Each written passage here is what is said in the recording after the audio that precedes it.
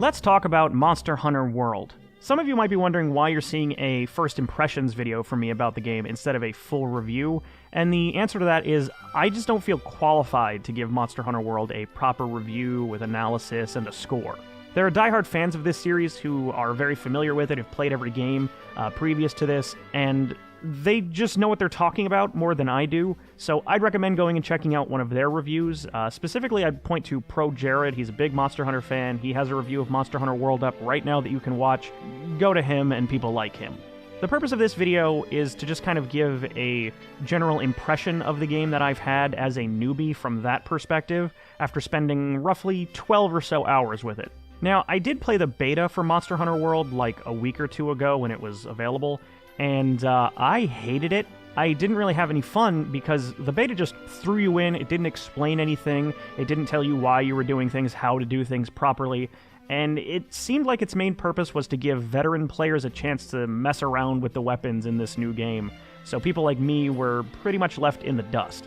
But the final game, Monster Hunter World, thankfully actually does a very good job of teaching new dummies like me how things work. It takes its time to explain its systems, tell you why you want to do things, how you do them, the benefits of doing them. And it does it at a good pace, a pace that doesn't feel too fast for people that need that introduction, and not too slow for people that know what they're doing and just want to kind of get through it. And as I understand it, that makes Monster Hunter World the most accessible entry in the series, because previous to this, it just kind of threw you in with very little introduction.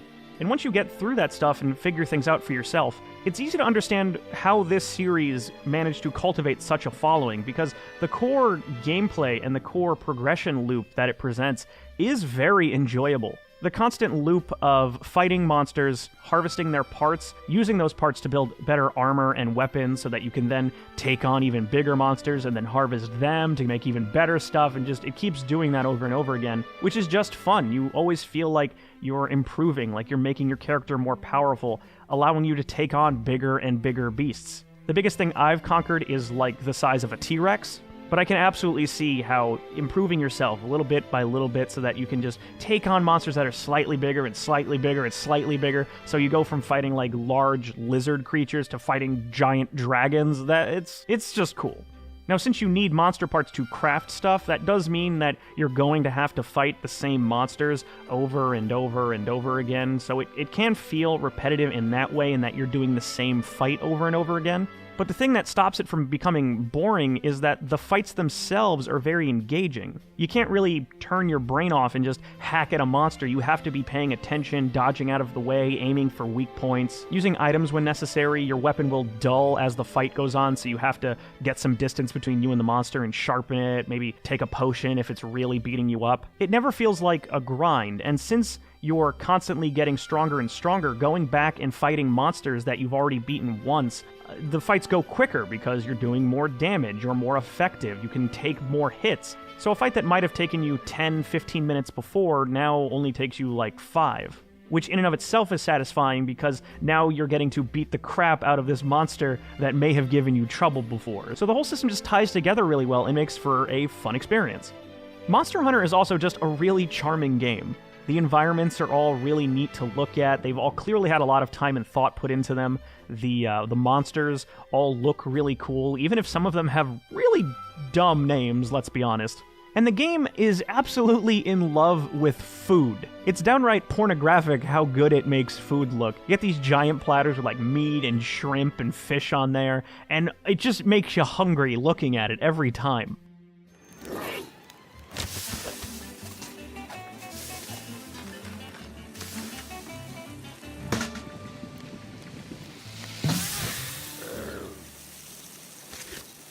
Yes, that was synchronized cat cooking, and it's great every single time. You can totally skip that animation, but why would you?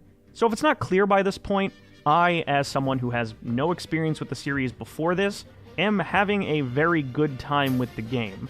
That's not to say that there aren't things I can complain about, which I'll do now. First is the online. Now up front, the only real time I had to play the game was on launch day itself. And during that whole time, matchmaking didn't work. It was literally impossible to join with other players. I heard that if you were inviting people to your game, like if you were playing with friends, it worked absolutely fine. But if you're like me and don't have any friends and just want to join up with randoms and go on hunts together, it just was down. Presumably because Monster Hunter is typically a very niche series, so they didn't expect quite the server load that they got. But regardless, it meant that I wasn't able to play online, and that kinda sucks. But even if online worked perfectly, the systems in place for it are still pretty convoluted. As I understand it, if you want to go online, you go to the quest board, you search for a match, either with parameters or just matchmake something similar to you, then it puts you into a game which loads you into the starting hub area, but you're alone on that starting hub area, you don't see anybody else with you. Then you go to the player list, there you see the other players in your lobby, you then join them if they're already out on their quest, which sends a request to the host then has to approve you to join them in their quest, then you load in to the actual hunting grounds and join up with them. It just seems like there's too many steps to do something that should take like 2 or 3 button presses. I've heard Monster Hunter fans for years talk about how much fun it is to join up with other people, especially friends, and go on hunts and tackle the bigger monsters, and they're scaled to compensate for the number of people that are there, and using their different weapons and strengths to complement one another and fight this big gargantuan thing. It sounds really cool, but to get there is a bit of a pain in the ass, if you can do it at all. The other major thing that annoys me about Monster Hunter is something that is going to make veteran players immediately scoff at me in disgust, call me a casual noob, and probably just turn off the video, but I ask that you hear me out. It is incredibly annoying when the monster you're hunting runs away. You'll be taking on this thing, dodging around it, whacking on it with your sword or whatever you have, and then in the middle of the fight, it'll just turn tail and bolt. Now, despite what most people believe, I'm not an idiot. I understand why this is in the game and has always been part of the series. It adds a level of authenticity and immersion to the game because these are supposed to be living, breathing creatures with a survival instinct, a fear of death, and so when the monkey creature is stabbing them in the ass repeatedly, it makes sense that they'd want to eventually run away and get away from that. But when the monster runs away 6, 7, 8, 9 times in a single fight, from a gameplay perspective, it just breaks the flow. It's this constant interruption to this fun, engaging, fast-paced, chaotic combat. Now, I know the criticism of this criticism. Monsters running away is part of the hunt. You're tracking them down. You're going after your prey, finishing the kill. And in the older Monster Hunter games, I kind of understand that perspective, because in those older games, you didn't have a waypoint or a marker telling you, hey, the monster is right here. You actually had to track it down yourself, and when you were fighting it and it decided to run away, you had to find it again. And while I'll admit now that if I had played those older games, that probably would have driven me insane and made me not want to play it, I can at least understand that it adds this level of you're the hunter tracking this thing down. But in World, there is a large, green, sparkly line guiding you directly to where the monster is. You're not investigating and using your wits to find where it ran off to, you are following the trail until you run into it again. So it's just this boring downtime in between the cool fighting parts. Now, I'm not saying to go back to how it was in the original. I'll take the glowy trail over not knowing where it is, believe me. And I'm not saying that the monsters fleeing should just be removed. I'm not. I'm just saying that there should be a hard cap on it, like 3 max. That way you keep the realism and the immersion of monsters wanting to get away without me wanting to pull my damn hair out. I think that's a fair compromise. Now, that complaint aside, which is going to bother some people and not others, I am having a very good time with Monster Hunter World.